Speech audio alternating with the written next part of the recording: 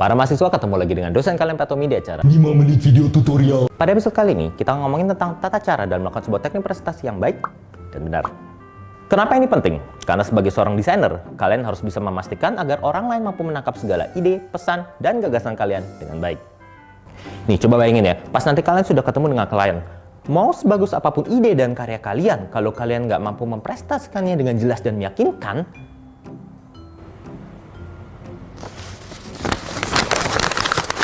nah, jadi hal-hal apa aja sih yang sebaiknya dihindari dan disarankan ketika kalian presentasi nanti? Dihindari.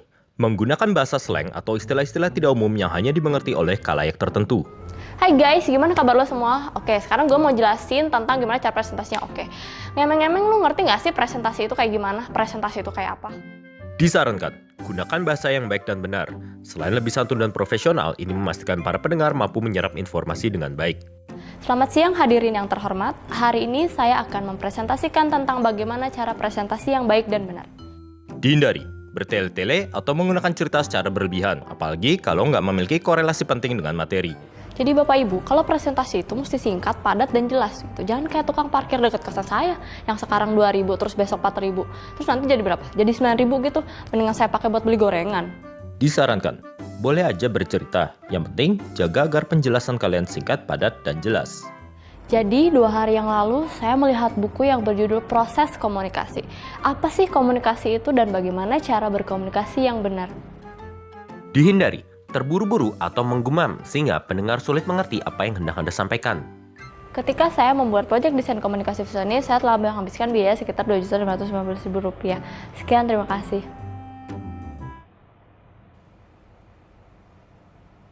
Disarankan, lafalkan kalimat dengan jelas dan tenang. Pastikan para pendengar mampu memahami setiap kata dalam ucapan kalian dengan baik. Ketika saya membuat proyek desain komunikasi visual ini, saya telah menghabiskan biaya sekitar Rp2.515.000. Sekian, terima kasih. Dihindari, terlalu banyak bersuara pada waktu kalian sedang berpikir tentang hal yang akan kalian ucapkan selanjutnya. Jadi presentasi yang benar itu harus kayak kita nyoba untuk berpikir sejenak untuk Disarankan, gunakan waktu sejenak untuk berpikir. Nggak usah terlalu tergesa-gesa untuk menyambung kalimat kalian. ketika kita sedang melakukan teknik presentasi, sebaiknya kita berpikir sejenak untuk memastikan kata yang kita ucapkan tersampaikan dengan baik. Dihindari, menggunakan kalimat absolut atau sebuah kesimpulan tanpa bukti data yang kuat atau konfirmasi dari pendengar. Hadirin, animasi 2D itu udah ketinggalan zaman. Udah bosen gitu kita ngeliatnya. Pasti dong kita bakal lebih seneng ngeliat animasi yang 3D, ya nggak sih? Disarankan, gunakanlah kalimat yang bersifat terbuka, apalagi terhadap suatu hal yang belum dapat dipastikan kebenarannya. Hadirin, mungkin di antara kita ada yang suka animasi 2D atau 3D, tapi kayaknya sekarang animasi 3D lebih ngetren ya. Dihindari, mengalihkan pandangan kalian terlalu lama, apalagi sampai membelakangi pendengar, seolah kalian nggak percaya diri dan nggak acuh. Disarankan, jagalah kontak mata dengan para pendengar. Hal ini membuat kalian terlihat lebih percaya diri dan menghargai mereka. Dihindari, berdiri dengan gestur tubuh yang loyo, sehingga kalian terlihat nggak bersemangat dalam melakukan presentasi. Disarankan, berdiri dengan gestur tubuh yang tegap. Ini membuat kalian terlihat profesional dan antusias dalam melakukan presentasi.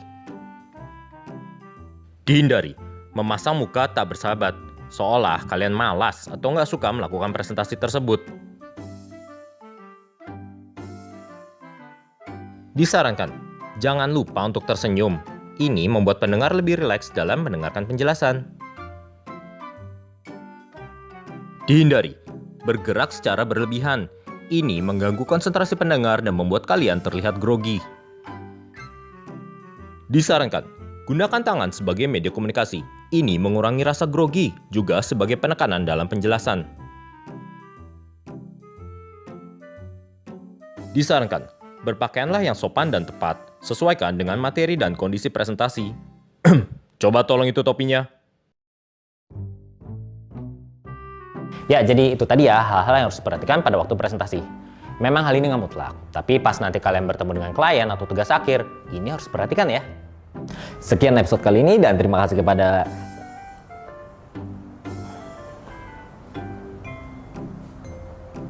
sampai jumpa lain kali di 5 menit video tutorial.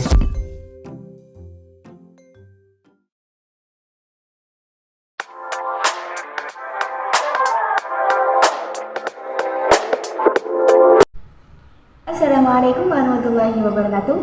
Pada video kali ini saya akan membahas mengenai cara berpresentasi yang baik dan benar. Mengapa demikian?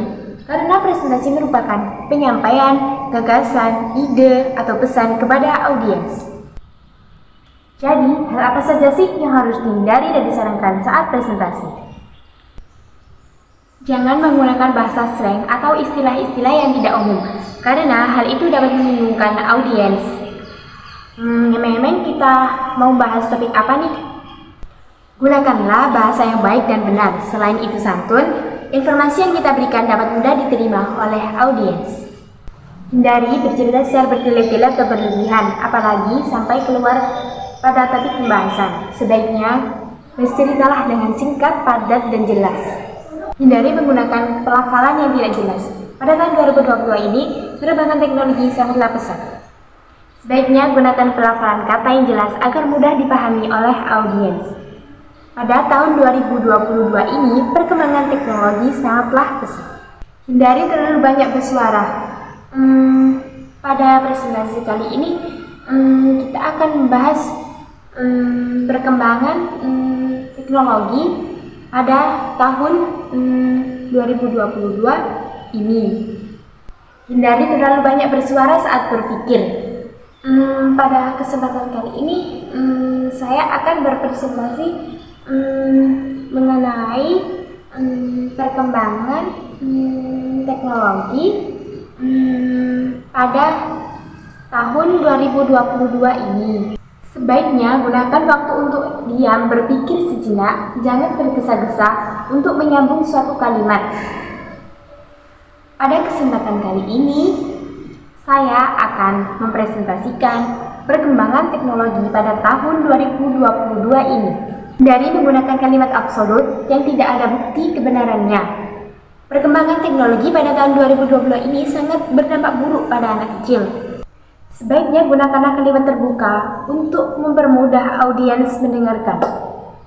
Pada tahun 2022 ini, perkembangan teknologi sangatlah berpengaruh kepada anak kecil. Pengaruh buruknya yaitu mereka menjadi kecanduan. Hindari membelakangi audiens.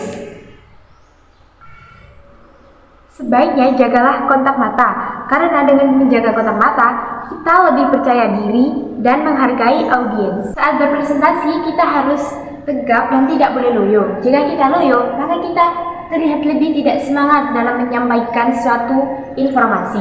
Jika kita bersikap tegap, kita menunjukkan bahwa kita semangat dalam menyampaikan suatu informasi. Dari menggunakan ekspresi yang tidak bersahabat, seolah-olah kita malas menyampaikan suatu informasi.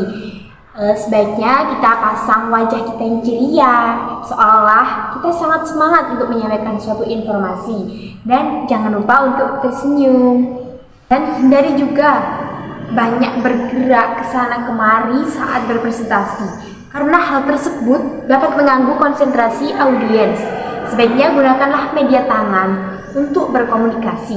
Dan yang terakhir, disarankan menggunakan pakaian yang sopan seperti pakaian formal. Nah, jadi hal tersebut yang harus dihindari dan disarankan saat melakukan presentasi. Demikian, terima kasih. Wassalamualaikum warahmatullahi wabarakatuh.